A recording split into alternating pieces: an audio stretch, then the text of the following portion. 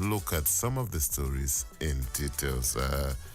My boss is already seated, the in-house analyst, ready to do just that. But before then, let's just take a glimpse at what the papers are saying across board.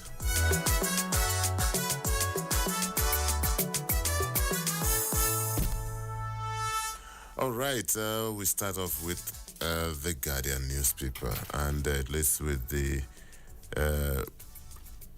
sad story from Borno State, and I'm sure virtually all the papers are leading with the story, the flood in Borno State. Fears that, and then that's how the Borno Dam collapses, displaces 500,000.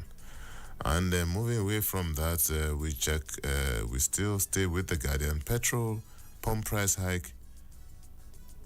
Is it a failure of leadership? Well, we don't know about that.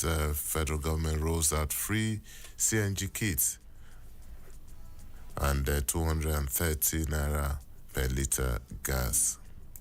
And Army denies fresh invasion of Okwama. Says it's a routine public, not personal interest. Lagos court convicts American for $1.6 million US visa fraud. And also, 82 indigenous badge companies risk closure. ASU seeks reinstatement of sacked Foster State. Torrential rain wreaks havoc in Yanogua, leaves residents homeless. DSS releases Ajero's seized passport. 600,000 children drop out of school in Niger State between 2021 and 2022. And still staying with the Guardian newspaper, federal government pledges to boost microeconomic environment. Subsidy removal will free up resources for critical projects. Who is saying this? Our dear President Bola Tinubu. And federal government to empower 500,000 farmers in South.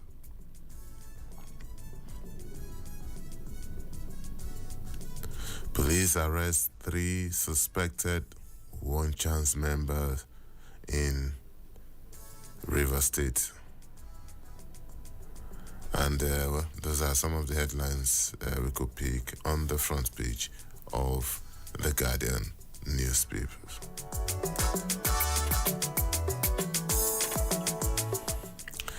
And to the Punch newspapers, well, just like the guy, as flood submerges 70% of Maiduguri. Wow.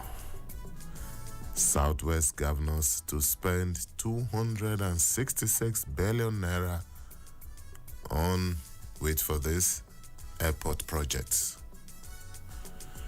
And the 70,000 naira minimum wage, NYSC awaits federal government directive on new corpers pay.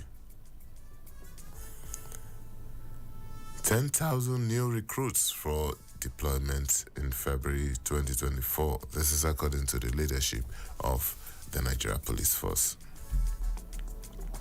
NAFDA asked commander to assist Borno flood victim. And for a bit of sports stories, I'm still in charge. Eguavon denies stepping down as Eagle coach. The story trended yesterday that Augustine Eguavon has stepped down as the coach of the Super Eagles, but he is saying he's still in charge.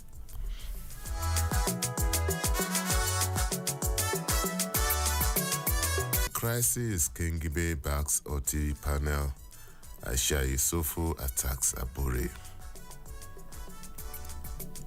Military fumes as bandit levies Zamfara villagers 30 million naira.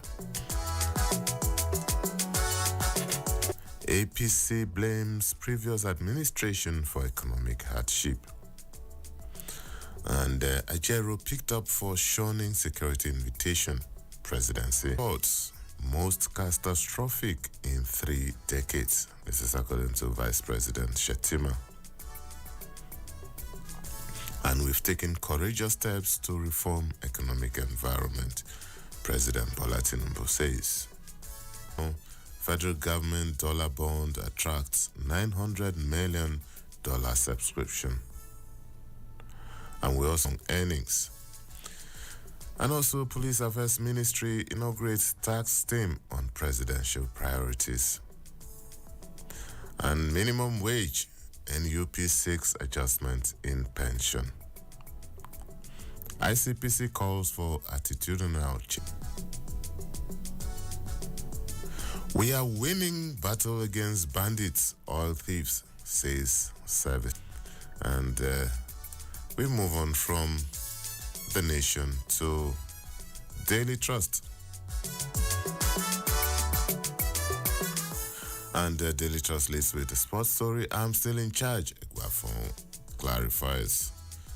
Flooding, over 200,000 displaced children missing in Maiduguri.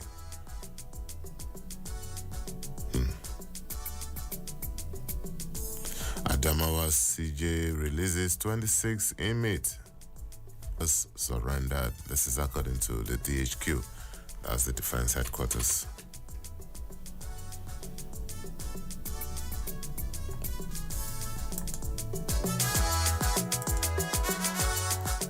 All right, we move on to the leadership newspaper, and it leads with the Borno story. Humanitarian crisis looms as flood ravages Borno.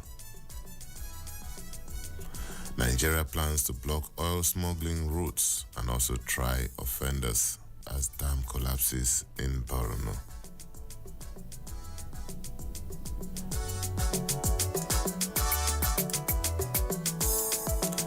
Nine killed, 386,000 displaced, and 94,000 houses affected. And still staying with the Sun newspaper, NLC to conduct medical check on Ajero to ascertain state of health following release. Anambra farmers embark on premature harvest. And we will get Bello Turji alive.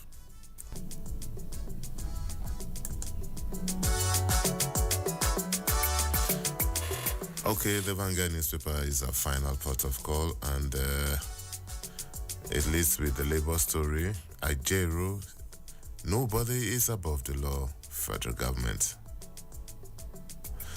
Okwama, we will arrest killers of 17 officers, soldiers, no matter how long it takes. On rampage as flood ravages zoo houses in Maiduguri.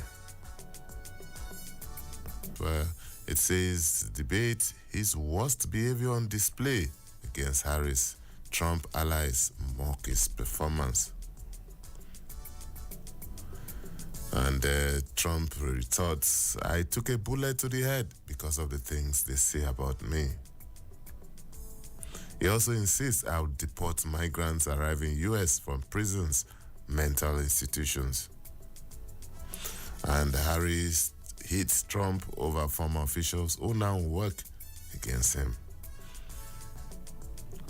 And back home and to Imo State, no plan to rig local government polls. This is coming from Imo State government. You are a liar, Obi Dati Blastabure over 2023 campaign funds. And they do governorship election. INEC declared. All right, those are some of the stories we can take on the front page. Please don't go away. Still newspaper review. Citizen FM 93.7 Abuja. You are the Citizen FM.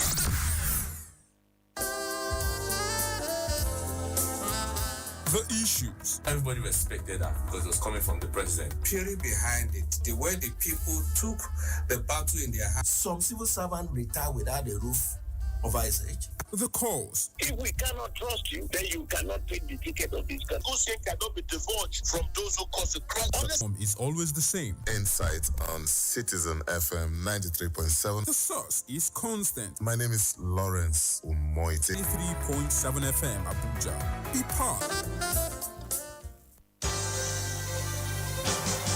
Did you miss out on the news during the week? Not to worry. Retrospect is here to make up for the missed information. Retrospect is a complete package of all the major Citizen 93.7 FM Abuja every Sunday at 6 p.m. Retrospect.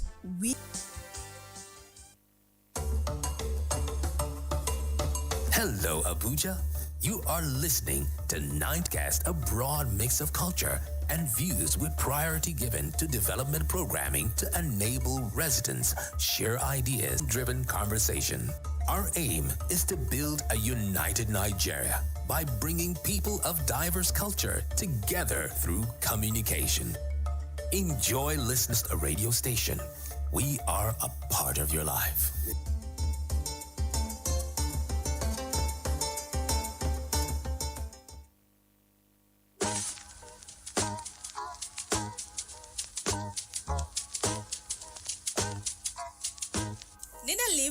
Feeling low, bored, or confused? Wants your dream to brightly glow?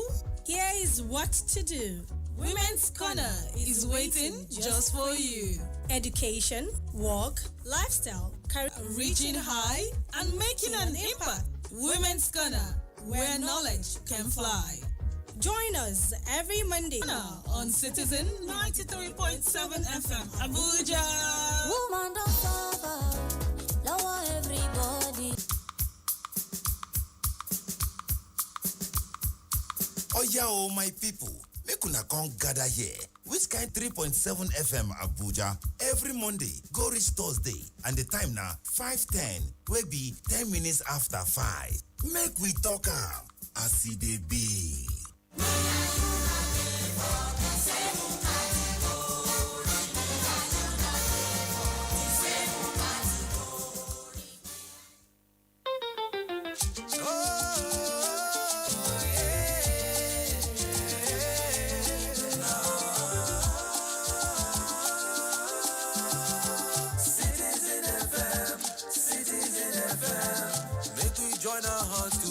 Nation of our dream. Citizen FM. Make we join our hearts to build a nation of our dream. Citizen FM.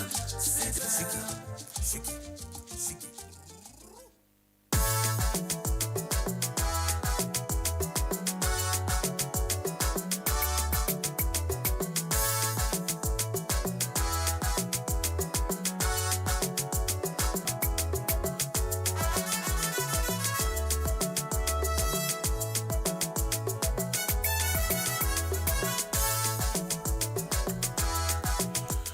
Thank you so much for staying tuned. It's still Newspaper Review on Citizen 93.7 FM Abuja. And welcome to the second half of the show. And this is where we look at some of the stories in details. And my guest is here, Abdulwaris Sholanke. Welcome, sir. Good morning to all Nigerian citizens. Yes, Mr. Sholanke is a seasoned journalist, a very senior member of the media community, and is with the Borno flood story. Mrs. Sholanke, I'm sure that you have been following developments in faraway Borno State. This Guardian has a story: fears of fatalities as Borno Dam collapses, displaces. It says hundreds of thousands were displaced yesterday after floods submerged Maiduguri, the capital of Borno State, and its suburbs. Although there are no immediate more evidence, online footage has shown entire houses submerged underwater. The flood came after torrential downpours. Mr. Sholanke, this is a monumental disaster. It's actually a tragedy. It's a huge tragedy for not just for Borno community, for the entire Nigerian nation. And we should take it as a national emergency.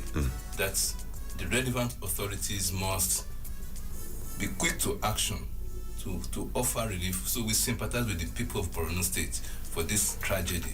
We hope that the National Emergency Management of all men of goodwill to come to the aid of the people of Borno State. Not only government should be concerned about the tragedy. This is the time to respond to the need for the entire Nigerian nation's tragedy. It is not just an issue because most of this not even have the resources to start from anywhere. So this is where every person of goodwill, companies, banks, telecoms, and all others who are, they can show their sense of corporate social responsibility to come to the aid of these people in terms of housing, in terms of rebuilding the collapsed infrastructure, because a lot of damage. Only Borno State government cannot cope with this tragedy, I assure you. So we should not leave it to the government alone. We should appeal to people of goodwill to also come to the aid of the citizens. Tragedy. There are also some other fallout. Report has it that what do you call it? One of the correctional center was overflooded and the inmates escaped. Then there's also report of the zoo being overflooded and wild animals escaped. These are very serious consequences. This is what we call disruption. A lot of disruption would have, in terms of economy, in terms of security, in terms of and Borno State is an agrarian community. It means farms would have been destroyed, and so it can lead to some sort of part of food security crisis we can have in the land. Understand? So it is again, it's a monumental tragedy that every person of goodwill must now show their sense of corporate social responsibility. Banks again, telecoms, manufacturing seriously affected. And you have said, the report said prisons, correctional center also flooded, which led to escape of. It means it's going to return crime to the society because you can hardly correct most of these hardened criminals who escape. They have always been looking forward for a leeway to escape. And so they are returning to the society to cause more havoc. So security-wise, economy-wise, social system-wise, infrastructure-wise, these are all areas that are going to be affected by this tragedy. Yes, and just like you said, the disruption will not also be limited to only Borno State, because even the neighboring states will also bear the brunt. A lot of these people who are displaced will move around the state. Exactly. All right, let's move on to another story still staying with the Guardian newspaper. 600,000 children drop out of school in Niger State between 2021 and 2022. Children numbering 600,000 secondary education. During a press briefing in Minna, Asabe hinted that the state has finalized arrangement to launch a comprehensive enrollment drive to increase the number of students in school across the 25 local councils. And still continuing with the story, on his part, the Niger State's Universal Basic Education Board chairman, that's Mohammed Ibrahim, stressed that the campaign will go a long way to aid the increase on school. Exactly. You have used the right word scandalous, highlighted with this number of schools out of from Niger.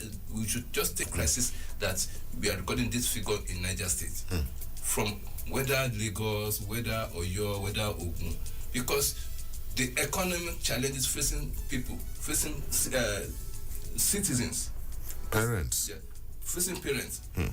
We can begin to look at Kwara, what of Borno, what of Kogi, where children are now being sent to be housemates.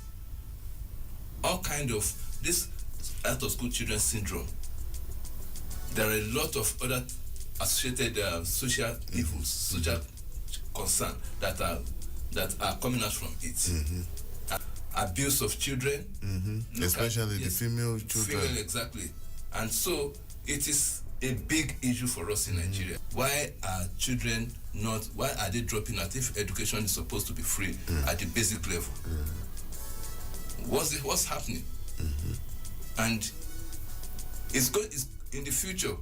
We are coming to another crisis where these children that are dropped out of school is going to create another class of citizens who are going to become problem to the nation. Exactly, a social problem. A social problem. So we should begin to think not just of the number now.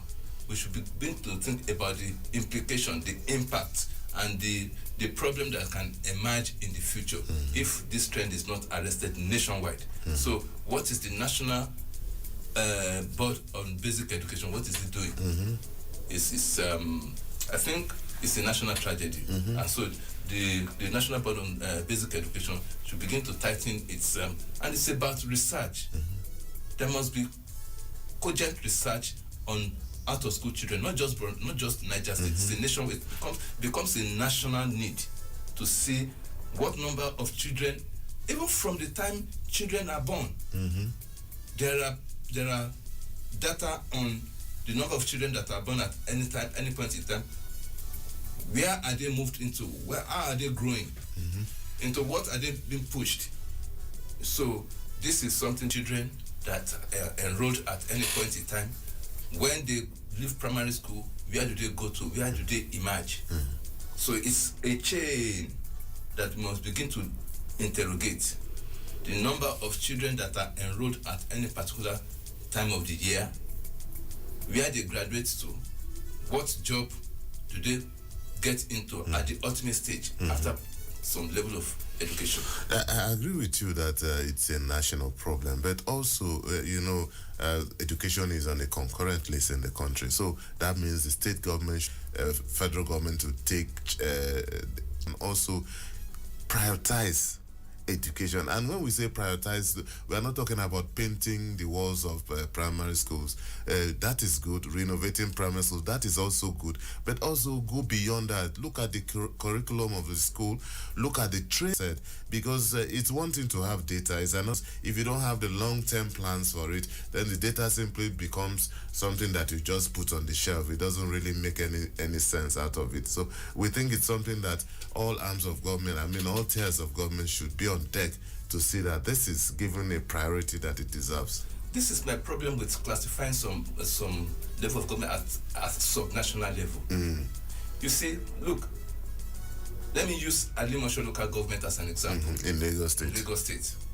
The population of Alimosho local government alone can triple some.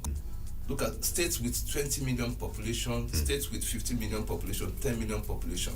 And these are population of some countries of national level that we want to push everything at the neck of the national government. No, we must begin to have leadership at what you call subnational level that are equivalent to national leaders. That when they emerge, they come with vision. A local resources of the local government, how to harness those resources as national leaders. Every person that has the opportunity to lead a part of Nigeria should begin to see himself as a national leader. You understand? If he looks at the potentials of the area is governing, if he looks at the so-called subnational level, they are just sleeping. They should begin to come with vision, robust vision that at various levels they are now competitive. They are competitive, even benchmark their performance with what happens in some countries. Look at what is the population of Singapore. Singapore is called an Asian tiger. There's something that says a state come to learn from their best practices, how they are governing their state. And so the aggregation of performance of the local government and the state government is what we can call that Nigeria is advancing, is developing. If a state is not performing, if a local government is not performing, it's going to affect the overall development of the country. No, right. So this is where we should begin to interrogate. What are leaders at the various levels of government? What are they doing to aggregate Nigeria as a fast-moving country?